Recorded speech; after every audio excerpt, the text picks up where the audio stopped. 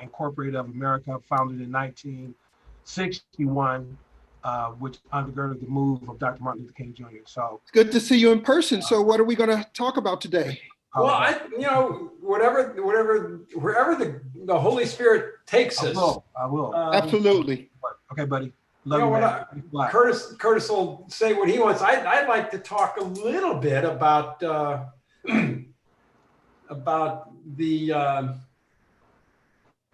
big food dependence.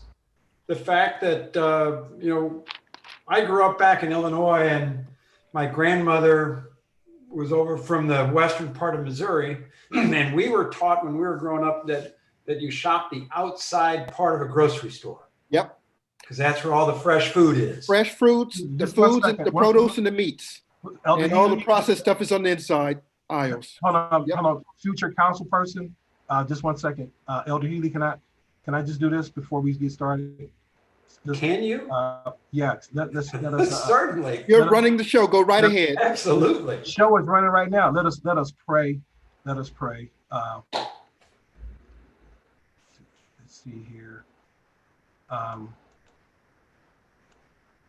you guys hear me? Yes. All right. I already prayed, so it's time to get started. All right. So hello to all our friends out there in YouTube land.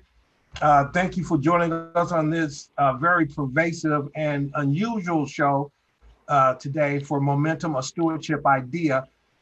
It is unusual, but it is made superlative because we have Aaron Clay, who is a good man, who's running for District 7, who's throwing his hat in the bin.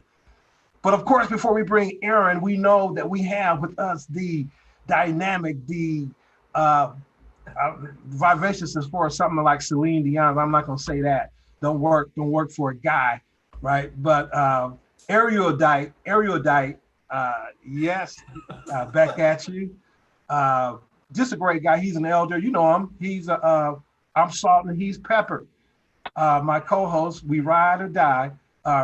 Elder Jeff Healy, Brother Jeff Healy. Jeff, say hello to everybody out there in YouTube land, Facebook land. Always a pleasure and an honor to be on the show with you. You make us better. Man, I feel the same way. And you know what? It's Friday. Already? Dude, you started this, man. You started the Friday thing, dude. You know, when this show come on, we know it's like we've done a good work this week. Jeff, I don't know how many Zooms and podcasts we've been on this week, you know, but I thank you for working with me this week, man. I appreciate it. Well, you're a great man, and the one thing we're learning to do, and Aaron, is one of the rules that Curtis and I have when we're looking at any idea. People always say rank it between 1 and 10, and we remove the number 7 from that ranking system. Because everybody just goes, oh, it says 7. And what that allows us to do, quite frankly, anything more than a 7, an 8 or more is a, pardon my language, it's a hell yeah. 6 and less, that's a no. So we want to fill our lives with hell yeahs. 7 is that C plus. Like 10s, 11s, and 12s. Speaking of 12s, we have one on the show today. We've been very blessed, man. You know, they talk about, where these sisters, right? Check this out, Jeff. Check it. Talk about where are the good brothers at? Have we not have 2 exceptional brothers, young, handsome, on this show in the last 2 weeks? Have we not? Mm-hmm. All right, sisters. I hope y'all chiming in. Y'all looking for a man. I guess Kurt and Jeff got him for you. Listen, man, forget all that stuff. But Aaron, man, this is so good to have you on the show today, man. So why don't you just tell us a little bit about, tell us about yourself. This is your show today. Tell us a little bit about yourself and what you're doing out there, man, in Oakland. Well, don't tell me it's my show because I can talk and I'll talk about community and I'll talk about all those things. But I just want to thank you for inviting me, to be on the show. I think it's vitally important for us to have conversations and engage community. That's really, one of the premise of my platform is that we don't engage our community enough. We don't ask them, we don't provide them enough information to say, hey, what is the vision of the community you want to see? And then let us work on how to do that together.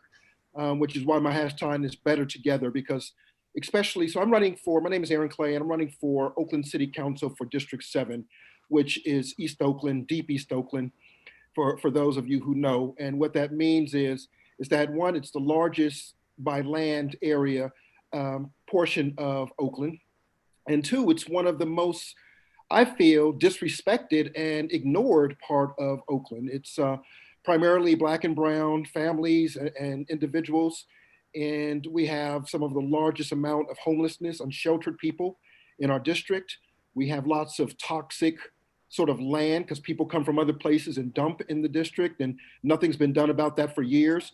And we have a lot of land that should be used for the community in a healthy way. And that's one of the things that I always talk about, like, why is this land toxic from former factories? Why aren't we repurposing it and using it for the green economy and developing clean tech companies here with jobs here that are, labor jobs, union jobs, sustainable jobs that you can build a family with? And so, I got in the race, just a little bit about me. I'm not a politician like your traditional sense. I got in the race because I love Oakland, and I've done a lot of the things that I think the city needs to see. The current council person has been in office for 24 years. 24 years. That's 2 decades, 2.5 decades. That's a long time. I mentor high school students who don't know any other council person, and they're without hope and opportunities. And they assume that this is just how life should be. And I think we really have to change that paradigm and really provide for our youth, provide for our individuals. Say, look, life is short. Let's create the community that you deserve to live in. And East Oakland right now is not that. People are dying in the streets because of COVID. Businesses are shutting left and right for a number of reasons. And we really have to, as adults, I feel we ought to be ashamed of ourselves, the community that we've provided for our kids, also teaching East Oakland schools.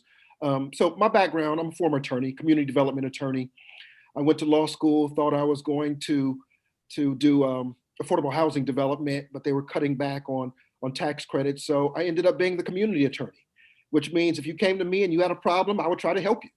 So I started free legal clinics for people, especially seniors who couldn't afford an attorney, to watch out for financial elder abuse and embezzlement, and helping them with social security issues.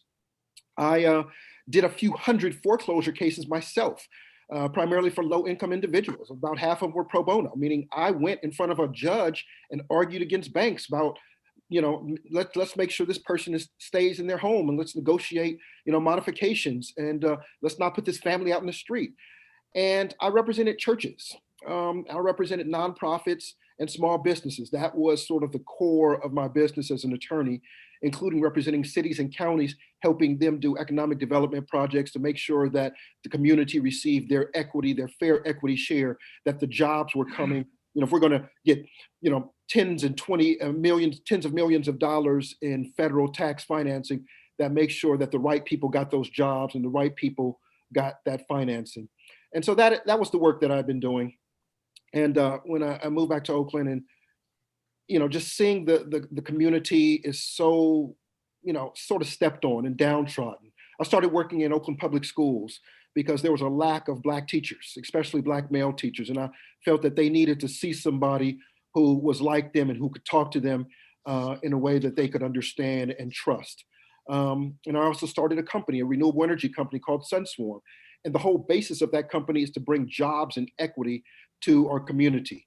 And what my company does is we put solar on schools and churches and community assets, but we make sure that the community gets those benefits. So we have the community build it out. We have the community, we partner with nonprofits to do job training to make sure that they can, they learn these clean tech, green jobs. So they can get to work and get paid for it, and also do the maintenance for the next 20 years that's needed for solar panels, but also that all of the financial benefits and economic benefits flow to the community, not to the utility. And so just an example, we have a project in New York, in the Bronx. It's on a church in an adjoining building. And, where we have, most of the population is very low income. And the church will get a check for using its roof. The adjoining building will get a check for using its roof. And then 150 seniors will get 35 to 40% off of their bill directly because of the solar that we're generating on these two buildings. And we're working with the community boards and other nonprofits to scale it, because there's no reason that we can't do more to help our community directly. And that's the type of work I've been doing all my career. And so just seeing the situation of Oakland and how we need help. We need somebody to come in and not, it's not about egos, not about carrying on my name, or, I'm the only one in this race who has not run for public office before or does not have a church. We have somebody who is the daughter of the incumbent who's been in for 24 years. In the past 24 years, we've lost 25% of our Black people, increased just in the last 18 months, 50% the amount of people that are unsheltered. And the amount of people that have died, Pastor Robinson, just in the past week, we've had several shootings where young people, 18 and 21, have died. Just this week, I shouldn't say this week, last 48 hours. And I was just canvassing in that area yesterday, not 5 blocks from where that shooting happened. And we're not talking about shootings that happen at 2 in the morning or on a Friday night. We're talking about broad daylight on a main street, one of our major streets, at 2 p.m. in the daylight on a Wednesday. Oakland, welcome to East. And that's unacceptable. That's unacceptable. We're out here dying in the streets and nobody seems to care. And that's the reason I just felt like I had to get in the race. I had to run because we can do better. And I've done a lot of these pieces as far as working with homeless, helping develop housing, bringing federal tax money, state tax money, and working with churches, places of faith, strengthening those organizations, working with nonprofits, working with our youth. I sit on the board for Youth Uprising with the youth development organization in East Oakland, working in the schools. I've done these pieces, and people kept asking me, why don't you run? Because I kept saying, hey, we need somebody who can do these things. Because I was looking for somebody to support, honestly. And the more I talked about it, the more people kept saying, why don't you run? You've done all of those things. I said, because I'm not a politician. It's not what I do.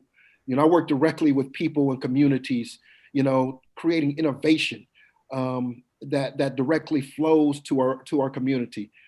But the more I talked about it, the more I saw I didn't see the answer I wanted in the current crop of candidates. It was like, we can do better. And I still, even now, after all of these candidate forums, online debates, and talking to people, I still seem to be the only person talking about community. And that's frustrating in a way, but also it's telling that we still don't have a focus on where it's most important, and that's our current residents. It's not about bringing more tech people in to spike the housing prices so we have more unemployed and more residents who are unsheltered. It's about what can we do with our community right now? How do we feed them, shelter them, provide them, create new jobs? How do we provide hope for our kids and our young adults so that we can cut down on the crime rate? These are very basic necessities of life that I see we're not addressing. And, in a nutshell, that's why I'm running, to create a better community, but not by myself, but with the community, based on the vision that they see for the community they want to live in. And I think we can do that. And so I'm always open to answer questions. I'm always open to talk about any issues. I'll be the first person to tell you, I don't have all the answers, but I know a lot of good, smart people that do.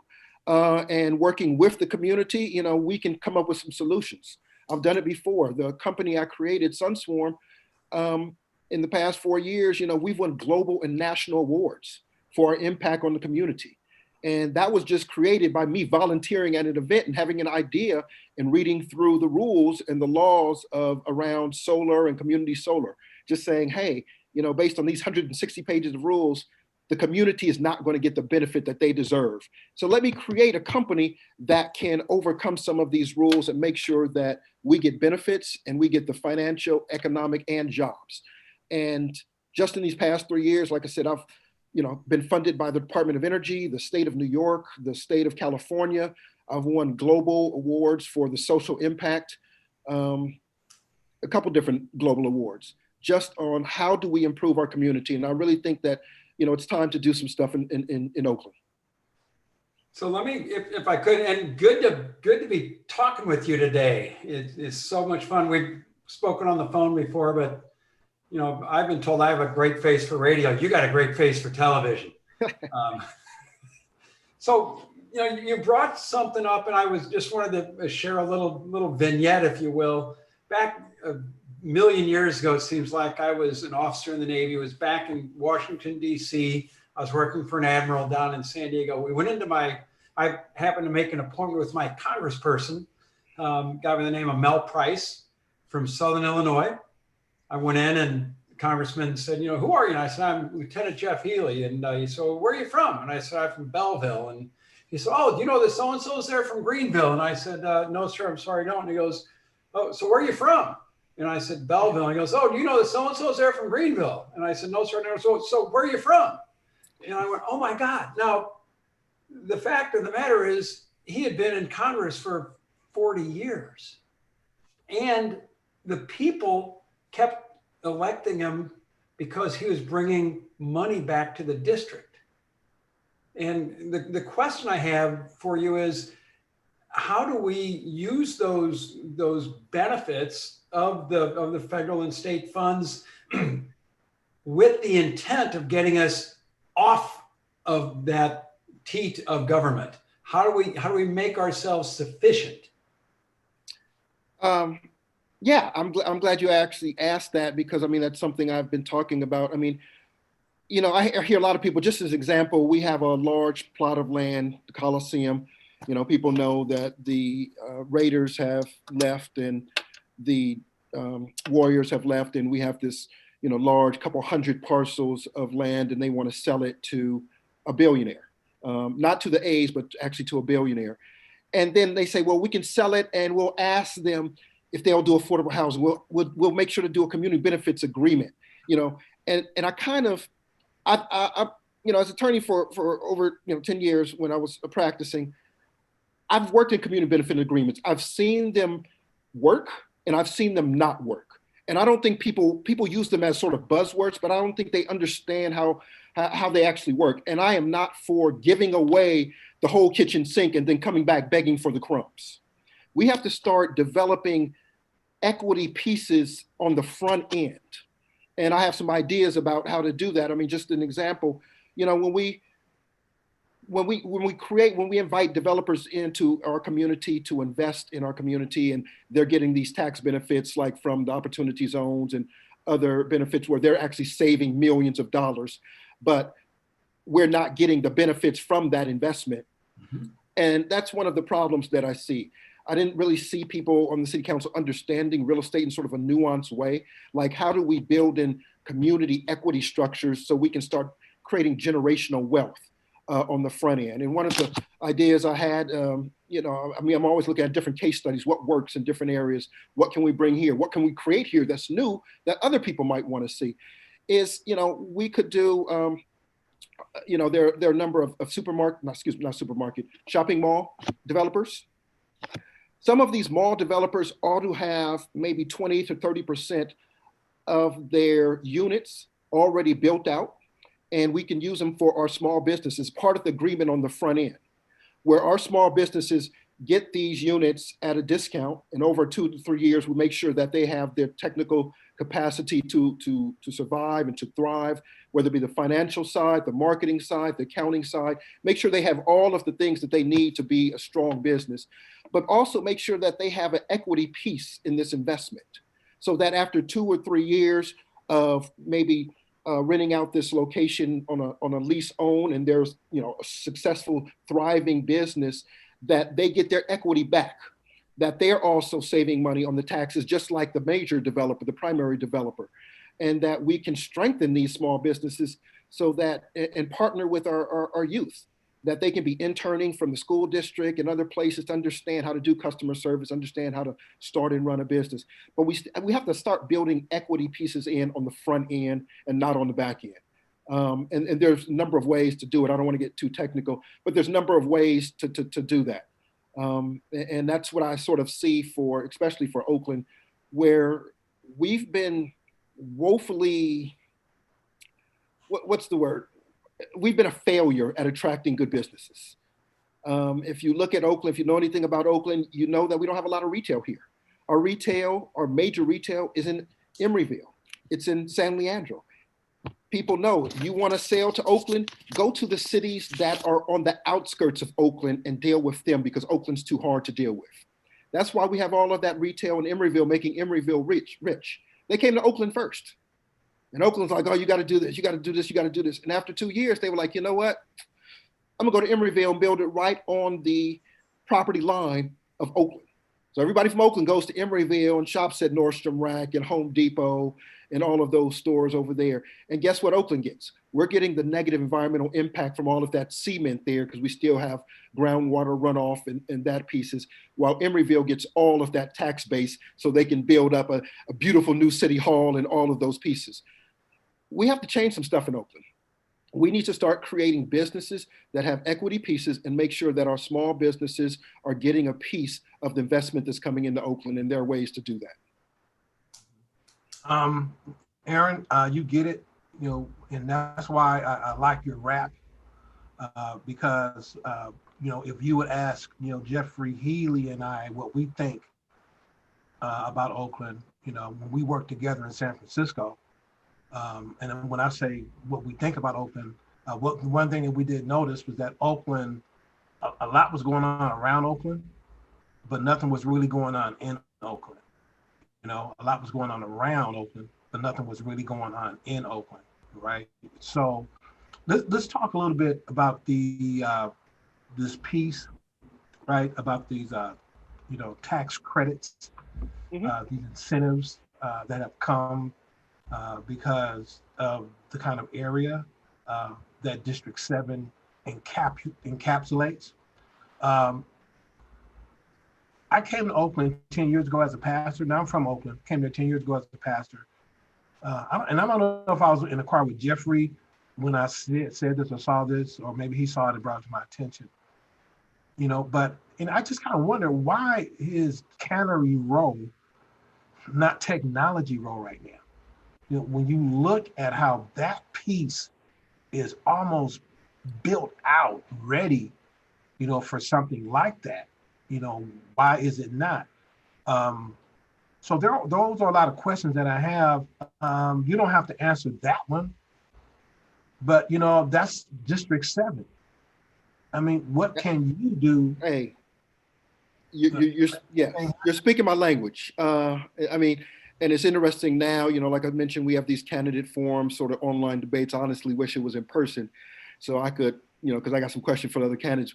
But you actually now hear people starting to talk about greener jobs and green economy, in the past week, when this is what I started out talking about. I mean, we've worked together, and I was one of the founding members of Oakland Green Jobs Summit and Green Jobs Fair, where we're working, to let the city know that green jobs are very viable. I talked to 20 different labor unions last week alone.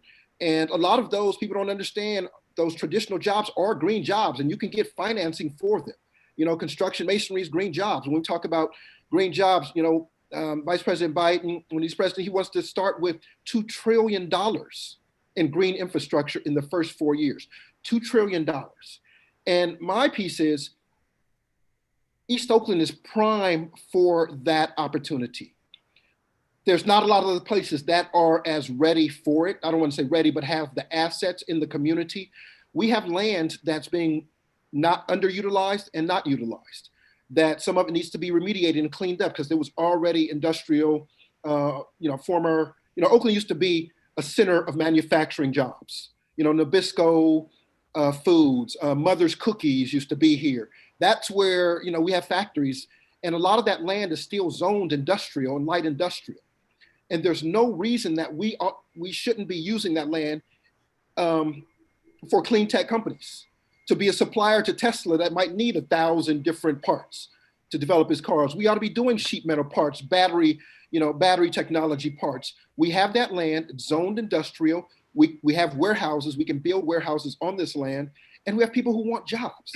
It just doesn't make sense, not to create a green economy, a strong job base here in Oakland that could be a center for regional job creation without displacing anybody. I mean, San Jose doesn't have land like that. Fremont doesn't have land like that. Oakland, San Francisco doesn't have land like that. Berkeley doesn't have land like that. East Oakland has land that is ready to be put to good use for jobs for the people who live here now. And that's the one, I mean, I feel very, and especially when we talk about $2 trillion of investment coming in. So what we need to do is make sure that the city of Oakland understands the opportunity and is ready to capitalize on it, which means clean up these toxic parcels, making sure that we have policies to attract clean tech companies, and building clean tech companies from the ground up, and making sure we're starting these conversations now. So when those RFPs come out and say, hey, we need 30,000 square feet to put a battery technology company here, it's like, hey, guess what? We got 50,000 square feet factory prime ready to go, turnkey. Let's make it happen.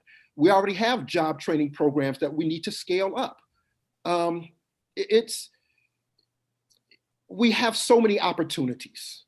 And I want to make sure that the right people, meaning our community, gets those opportunities and gets those benefits. And that's really my primary concern, because going back to how you started off talking about tax credits, and just a little bit about, I don't want to get too technical, but getting technical and trying to put in simple language is what I did as an attorney. Opportunity zones. So we have opportunity zones. It was built in Orange Hair's tax plan year before last. And what that does is say that if you invest into a community based on census tracts, and they've already mapped them out, sort of an underserved community, if you put money into that community and you have taxes that you need to pay, you don't have to pay all of those taxes because you're investing into this community. And it's a tiered structure. But if after 10 years, the money you put into it, you don't have to pay taxes on. After 10 years, you don't have to pay your capital gains taxes, which can be millions of dollars for a lot of these companies. The only problem with opportunity zones, and they sound really good because it talks about underserved communities, has the word opportunity in it. The problem is in the rules, when people read the rules in the tax regulations, it does not require you to show the positive impact you're having on the community. It does not show that. It does not require you have that. So when you talk about affordable housing tax credits, they say, hey, you have to build a housing and it has to serve this demographic of people. They have to be making less than this amount, and you have to show that this is the people who are, using this money. It's very clear. When you talk about new market tax credits, to get that money, you have to show that you're going to revitalize a community, and you have to show how many jobs will it create for people who didn't have jobs. How much housing will it create for people who need housing? How is it in very concrete, tangible metrics? How will it benefit this community? Opportunity zones do not require that proof of positive benefit to the community, and that's the problem. So what that means is it's a great opportunity, but we have to make sure that we're the ones controlling the development that comes into our community. And I've talked to a couple of the current council people, and they looked at me with a blank stare. When I had this conversation, like they didn't understand what I was saying. And from what I understand, and I really appreciate you taking a complex subject and making it, in digestible bites for us lay people. Thank you. How I have understood one of the ploys, if you will, is that somebody can come in. All they need to do is set up an office in that area and deploy their capital from that area. It doesn't matter where the capital is going. Just the fact that it came through that area, they then get to apply those tax credits, or all those tax advantages. Annalise Saxenian, a lady who runs one of the schools over at Berkeley, wrote a book a number of years ago called Regional Advantage, where she was talking about the difference between how Silicon Valley created all the stuff that it did and how that contrasted with Boston, the 128 corridor. One of the things she talked about in that book was the fact that Silicon Valley, the venture money that came there were from operators of companies. And on the East Coast, it was from bankers. So the operators looked at companies and said, what's the opportunity? The bankers looked at companies on the East Coast and said, what's the risk? So it's a very, very different way. They were both wanting to do well, but the East Coast was, we don't want to lose any money. The West Coast was, how can we create more? Right. So the part of her analysis was that if you have the government working with these opportunities, it works really well. When it becomes a negotiation for what kind of tax breaks do I get or stuff like that, nobody wins except the clever people that are trying to figure out how to screw the system. How would you work with to create more rather than benefit those few really smart investors? No, I think you said it. Like, I've worked on pretty sophisticated projects as far as, helping create whole revitalization projects for, entire cities. And I think you are correct. You see that a lot. I mean, there are some very smart people whose only job it is to figure out how to save a company hundreds of millions of dollars in tax breaks. And so, yes, they absolutely could place a 10,000 square foot office building, have 20 people working out of it in an opportunity zone that they've moved from someplace else, and then have their operations and all of their jobs in Iowa, and say, but we're located in Opportunity Zone as our headquarters, and we can run all of our tax benefits through that company. And they're doing that. They're doing that, and that's the problem, and that's the issue. So that's why you really have to have government involved to protect the people, so we're not continuously taken advantage of and losing that tax base. We can do that different ways, by business permitting, by zoning. Like I said, Oakland, East Oakland in particular already has a lot of areas that are zoned industrial, light industrial, that are not being used. But we want to make sure that the companies that are coming in are going to hire Oaklanders, are going to train Oaklanders, that people are going to live and work here in the area, whether it be in Oakland or as a regional hub in Alameda County. But you have to have community involvement, and you have to have government involvement to talk about, whether have those conversations about bringing companies or discouraging companies from coming here. Otherwise, it just becomes a private deal where, one landowner sells to a company, and they're taking all of the tax benefits out. And I don't think people understand when I say tens of millions of dollars, that's on the low end easily. That can easily be taken out of the community and used elsewhere. And that's why we have to have somebody who understands the type of impact in these pieces and how to negotiate to make sure that the community gets their just due. Because right now, I feel like East Oakland has been disrespected for decades. And you can see it in just the impact and, the racial impact and the disparities, around COVID. We're not a strong community. People are out here dying. We are the ones that are the essential workers. We don't have those good, union jobs and sustainable jobs. We can't afford housing in our own community. We have to drive an hour away or live an hour away and drive in here for low-paying jobs. And we have to bring jobs here. We have to make them local jobs, and we have to make sure that they're the jobs for the people. And we need government to help do that, or else it just becomes a private transaction and tens of millions of dollars are taken out the community. So you need the support and the policies of local government to attract the right type of businesses.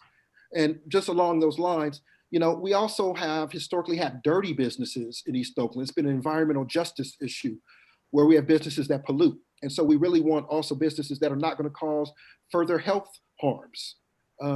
East Oakland has some of our kids, we have some of the highest rates of asthma because of the pollution and because of the toxic environment. And that's just unnecessary, and it's wrong.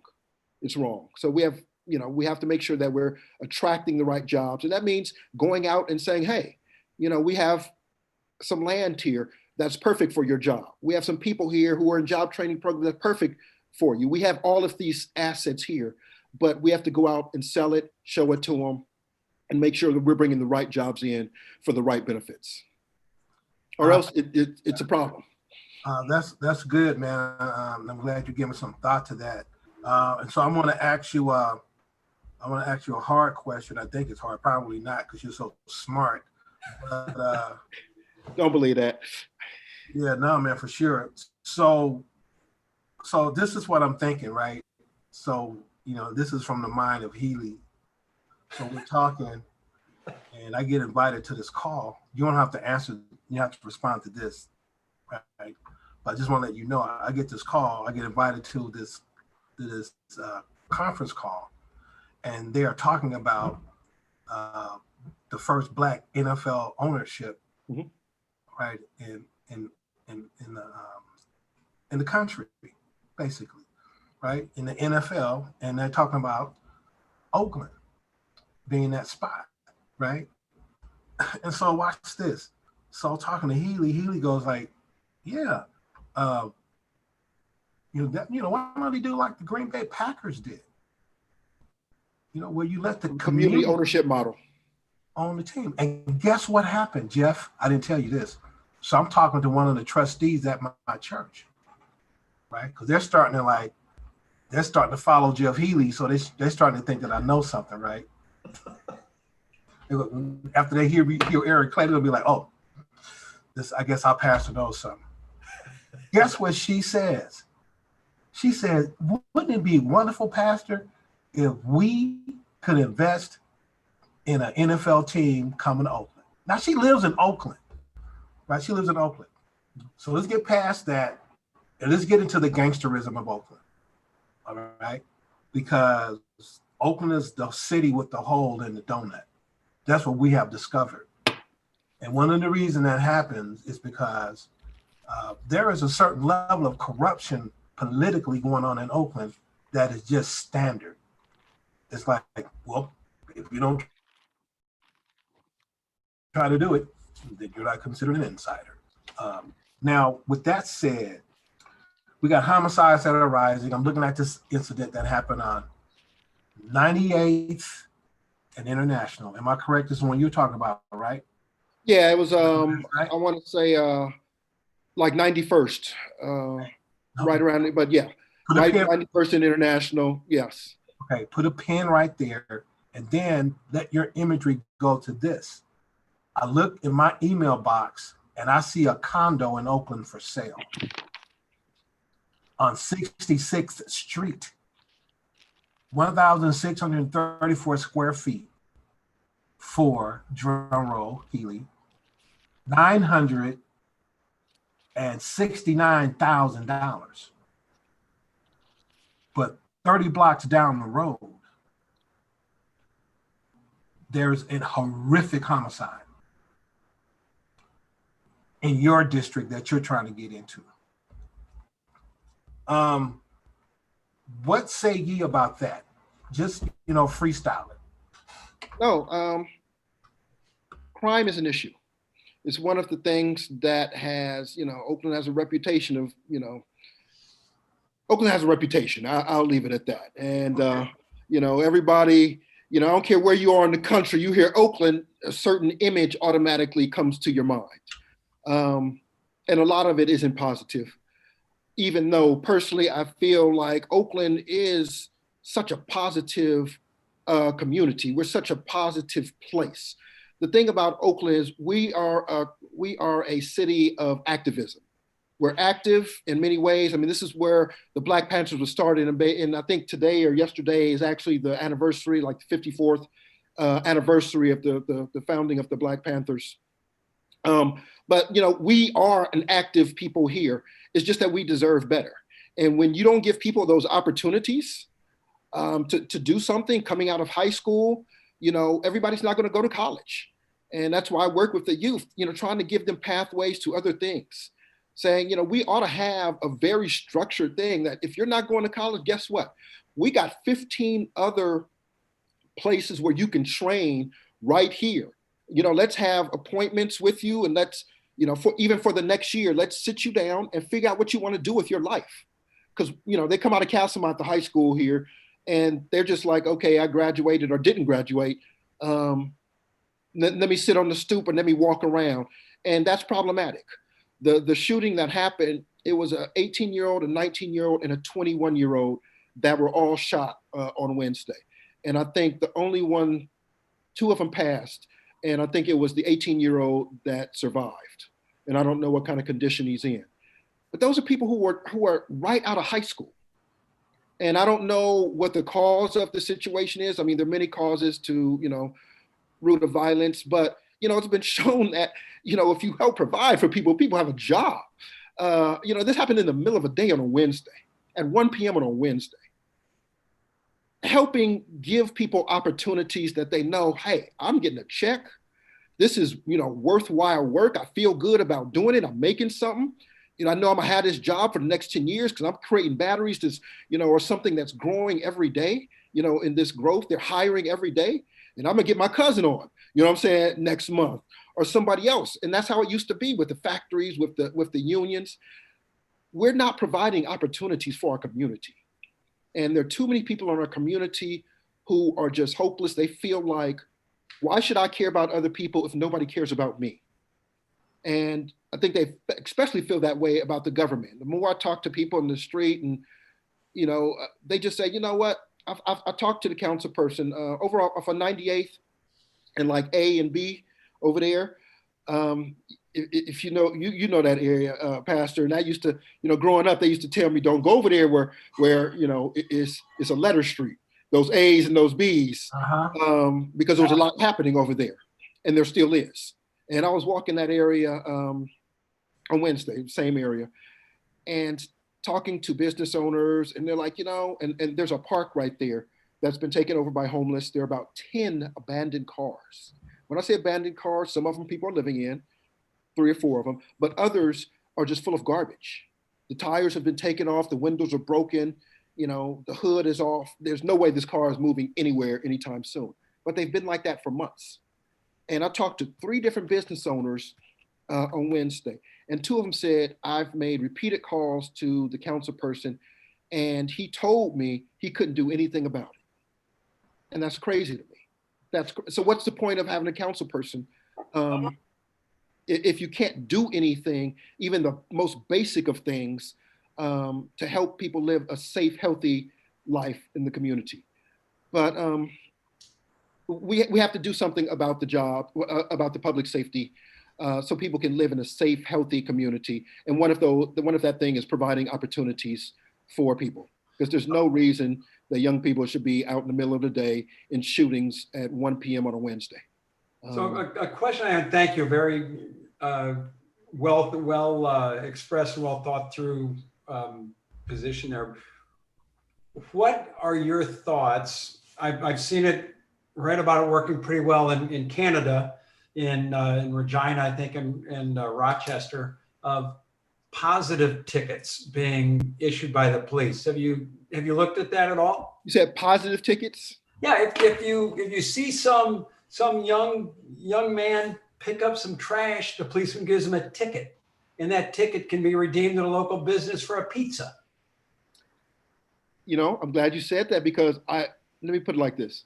I hadn't thought about that, but in other areas I have talked about, positive reinforcement, 2 areas in particular. One, I mentioned, public school teacher in East Oakland.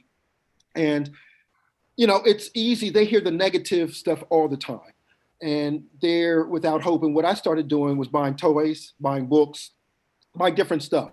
Around Mother's Day, I had a whole box of Mother's Day cards in English and in Spanish. And I gave all of my kids, my students, I had 62 students, and I had 4th graders. So these are 9, 10, and 11-year-olds, right in that age range, 4th and 5th graders. And I gave them a booklet, and we called it a prize booklet. And basically, to make it plain, any day where they didn't drive me crazy and they could follow some of the instructions, I'd give you a stamp at the end of the day. If you tried, you didn't have to, win any contest. If you tried, I would give you a stamp at the end of the day. So most people ought to be getting stamps every day. And then they could redeem those stamps. So I had a closet, a cabinet, and it was just full of toys, of books and things that they told me they liked. For 10th graders, I don't know how much you know about kids. It was slime, it was, footballs, it was baseballs for girls, it was teddy bears, and I went and bought this stuff because, teachers don't get paid, but I went and bought this stuff with my money because I wanted to incentivize them in a positive way. Because I know a lot of them, their parents don't have money like this to go buy things. And it was amazing to see the change. I mean, some of them actually tried really hard, and some of them might try hard for a few weeks because they were like, my little brother birthday is coming, my little sister's birthday coming up. I want to be able to get them a gift. And, you can't necessarily ask your parents for money, but they know they could save up and get those stamps and then go get a teddy bear or some other stuff. Mother's Day was coming, they could, give their mother. And I saw a number of mothers like, thank you so much. My child came with a nice big, 1 foot card that, store-bought card. And they were amazed, like, where'd you get this? Like, where'd you get the money to buy this? And they were like, Mr. Clay, I was good, and they were happy to tell their parents that I was good and I could buy it from the closet, from the prize closet. And so I do think incentivizing in a positive level does work. One of the other, that was as a teacher, one of the other things that I talk about is Oakland Police Department, OPD. We don't incentivize good behavior. We have plenty of negative behavior. We have plenty of police brutality. I mean, we've been under federal oversight for the last 17 years. And a lot of those officers that are active now have come in to the police force in those 17 years. But we haven't changed the culture of policing. And so we keep talking about defunding and taking away money. And I'm talking about something different. We got to change the culture, because you can brutalize just as many people on half the amount of money as you can on, the excess of millions of dollars that we're currently spending. And I do believe we're spending far too much money. Oakland spends 41% of its of its discretionary budget on policing, which is more than any other city. It's more than Atlanta, it's more than Chicago, it's more than New Orleans, it's more than New York, it's more than Baltimore. We spend more money of our budget on the police budget than any other city, which is crazy to me.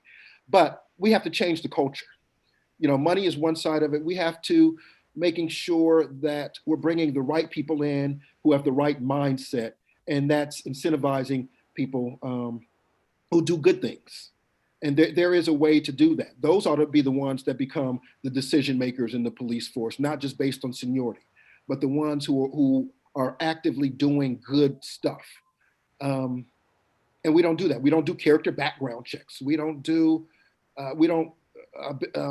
provide benefits for people who live in the community, who volunteer in the community, who work with the nonprofits. We don't do any of that.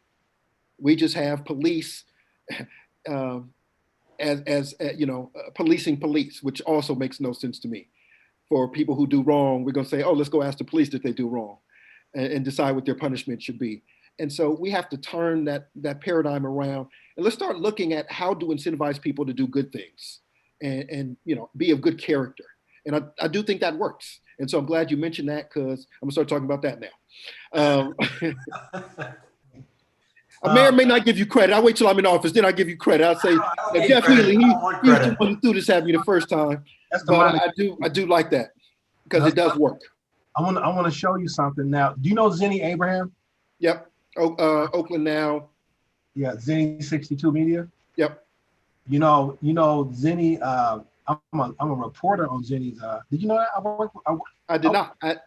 I'm a reporter, dude. I reported for Zenny the last game of the Oakland Raiders in the Coliseum last year. I was in the parking lot, just I preached. Look, dude, look, I preached. I know my guys say be talking about me like, why are you doing all that for?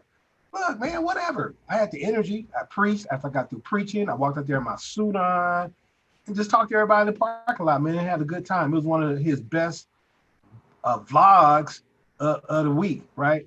But look, so I still do it from time to time. Thank you, Zenny. That's Zenny 62 Media, you guys. Check him out. He's the largest vlogger in Oakland. That's what Zenny told me. All right. But here's a vlog I did for Zenny the other day. And I'm gonna share my screen, and I want you to talk about it when I get through. Let me share my screen. There I go. Right there. Share that one right there. Share. Now watch this.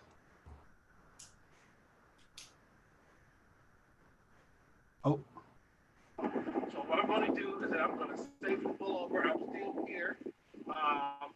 And I want you all to see this street opening down the street from my church.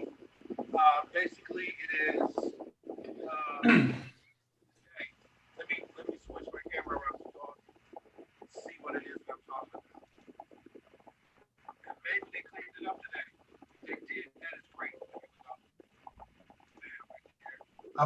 That's the air conditioner, man. I'm sorry about that. Evergreen Cemetery, and it's been there for about 200 years, really. There are some graves all the way in the back that have some old dates on them. Old dates on them. So this is down the street from my church, and now look, it looks pretty clean today. Watch this, but let's see. I don't want to kill my breath.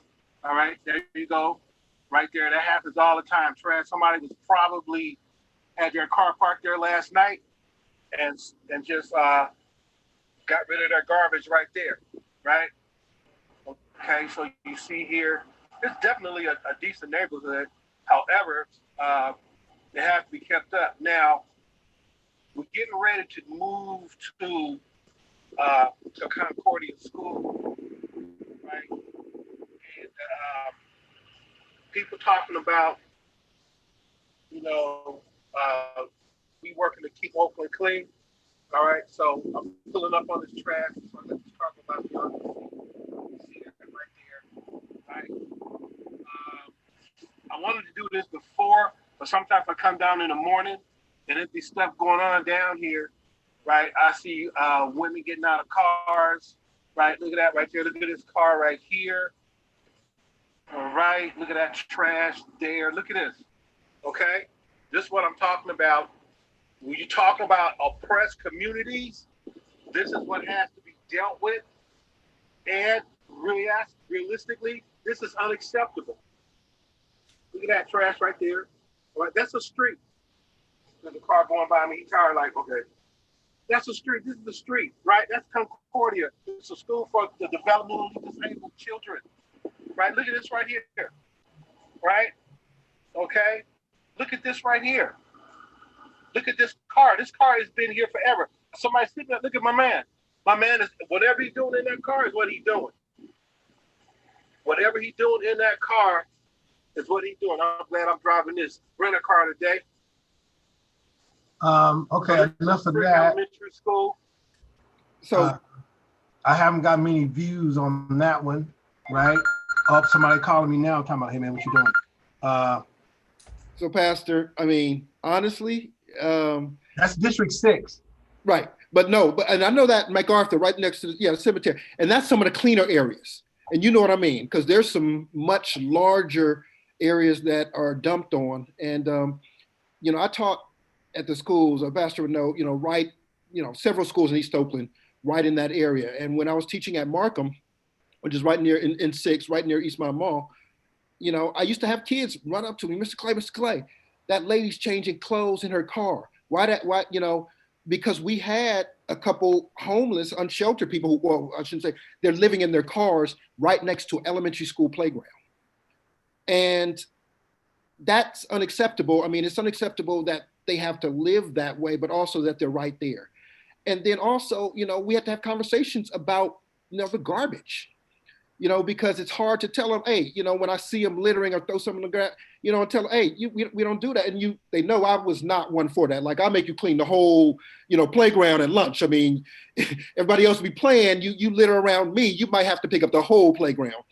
But it's hard to explain to them when all they see outside the school is garbage and dumping, where you can't even walk down the street. You can't walk down the sidewalk. You got to walk in the street because the sidewalk is covered with garbage.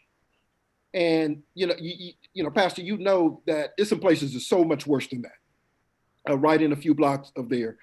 And it's really a shame. And these types of places are around schools. There's no limitation to the amount of toxic environment that that District 7 is. And it makes no sense. I mean, we need to clean it up and we need to be intentional about it. It doesn't make sense for, business owners to be telling me that they call on these things like abandoned cars and, the council person tells them directly, I can't do anything about that.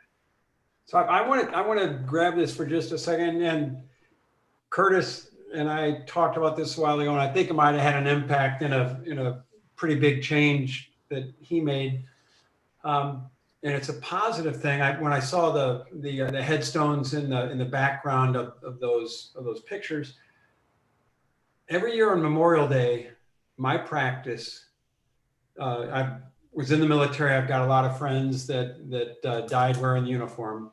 And what I do, hopefully Councilman Clay, is I go to a different cemetery every year on Memorial Day. I walk around until I find a tombstone of somebody who was born the same year I was. And I sit down with that person. And I on the tombstone, it says what year they died. Right. And I spend a good half an hour, 40 minutes with that person, just telling them what's happened since then. So all is not lost. You know, we are where we are today. We have the greatest joy of being able to live today. So let's live today. Let's live positively. We know what needs to be done. It's time to do it. Absolutely. And I hate to, and thank you for saying that, because I hate to always sort of, and I try not to talk so much about the negative stuff. I mean, but there are a lot of issues that need to be addressed. And I think some of them people aren't talking enough about. But, you know, I really see the opportunity in East Oakland. We just have to do it. I mean, like I said, this opportunity for green jobs, we have the land, we have the people, we have the zoning. Half of the work is already done. We just need some political will to say, you know, let's go ahead and finish this other half.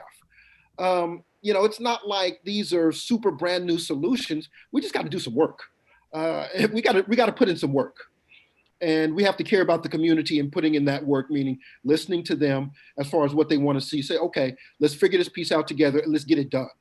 And you know, we haven't seen that in a couple decades, and so people don't care about the community because they feel nobody cares about them. And that's a problem, because people's lives ought to be a lot better than they are. People ought to, you know, this community has the opportunity to be like, people ought to be like, man, I'm about to move to East Oakland, man. That's where the jobs are. That's where the housing is, man. That's where the culture is. They got the, you know, the opportunities of, they got the Black Cultural Zone in District 6. They got these churches that's doing work. You know, they got the festivals and farmers markets. I mean, we ought to be a vibrant, healthy place. You know, with shops, retail shops, you know, they got a cannabis zone down there where you can just, you know, you can sample things. It's an outdoor marketplace with, you know, cannabis. I mean, there's so many opportunities for East Oakland, and we just haven't taken advantage of it. We haven't even started the conversation of how do we do things to benefit the people. And that's sort of where I am. Like, let's take advantage of these opportunities. Let's stop playing. Let's stop waiting. You know, there needs to be some urgency. People are dying. People deserve better than where we are, what's going on today. And yeah, I feel pretty strongly about that. I mean, like I said, this is not some normal politician type stuff. I don't even know how to run a race. I get out and talk to people. I talk to everybody. Somebody was like, man, I saw you talking to the homeless. I saw you talking to a crackhead. You know, they don't vote. I know, but everybody has a story. You know, how did you get there? And, you know, I mean, everybody got a story. And yeah, I talk to everybody. If you see me, I promise you, I'm not the one that's just going to drive by. I'm not the one that's, you know, or you're a voter. I'm going to talk to you if you're a voter and you ain't voted yet. No, I talk to everybody, because I think people need to feel heard. And you'd be surprised at the things you hear. I've learned something from every single person I've talked to. Every single person. I have learned something new. So yeah, you know, went to Morehouse College. I got law degrees. I've, you know, studied at Harvard and UC Berkeley Law School and all those stuff. But I've learned something from every person on the street that I've talked to in the past couple months. Beautiful. And that's it amazes me every time. Because they tell me how they got in that situation. They tell me what they need, and they tell me their ideas. And that's actually started, you know, videotaping. Asking them, hey, can I do 30 seconds? Just tell me what you think about East Oakland or what you want to see, and do a little 30-second piece. And people want to be heard. They want to be heard, and they will go, I lived in this community for this long, and then this happened, and you know, my parents passed and sold the house, and you know, I didn't have a place to go. I mean, everybody has a different story, and we got to figure out solutions to keep people from having the same problems that people are having now. And I think that's doable, but we got to listen to people. we got to listen to the people and work together. That's great, man. That's great, man. Look, that's a wrap, brother. Hey.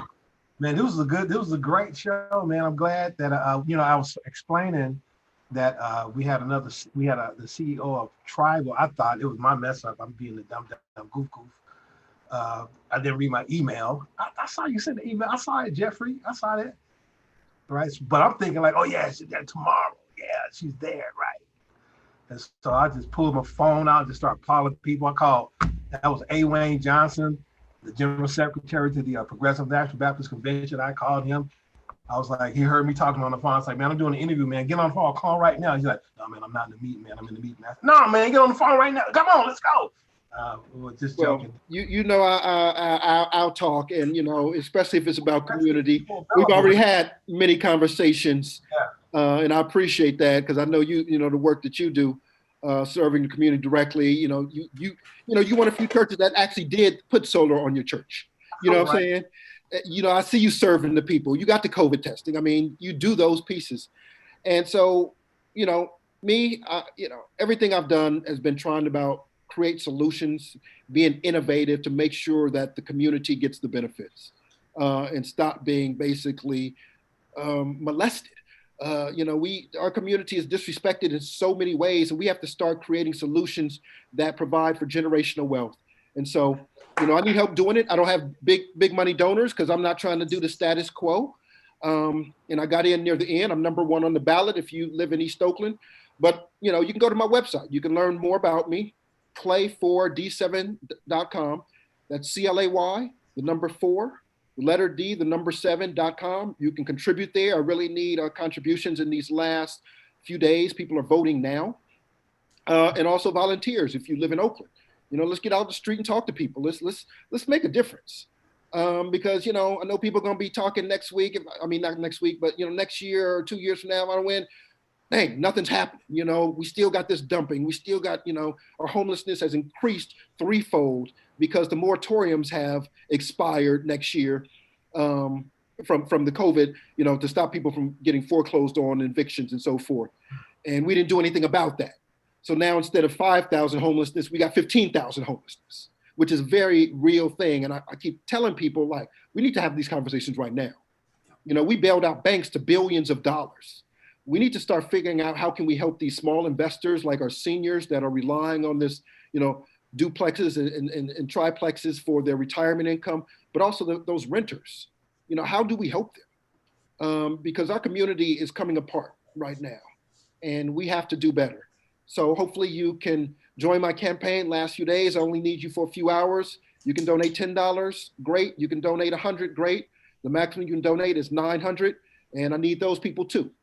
Because I'm not getting, you know, the current crop of candidates, you know, they've been campaigning for 2 years. So they chose people even before I got in the race. And that's all fine. But I'm gonna talk to you. I'm gonna talk to everybody. And I'm gonna tell you that this is unacceptable and we need to do better. So hopefully you'll get on board. You can search Aaron Clay, Oakland, clay4d7.com. That's great. That's great. Actually, Paul Cobb has you listed #2. So, I saw that. And I appreciate the post. And saying that, I was #2. I should have been #1, but hey, it is what it is. I will say the League of Conservation Voters made me their #1 endorsement. The Green Party made me their sole #1 endorsement. The Oakland East Bay Democratic Club made me their sole endorsement. So, you know, even in the last 2 months when I got in the race, you know, I'm building traction and people are like, you're a viable candidate. I raised more money in 1 month than any of the other candidates. But saying that, you know, they've been raising money for 14 months, 18 months. And I've been raising money for 60 days. So we need the help. We need the support. If you're really, you know, trying to change your community, then I'm all about having you get on board. I listen to suggestions. I want to hear solutions, and let's put in some work. Beautiful. Got any parting words? The only thing yes, thank you.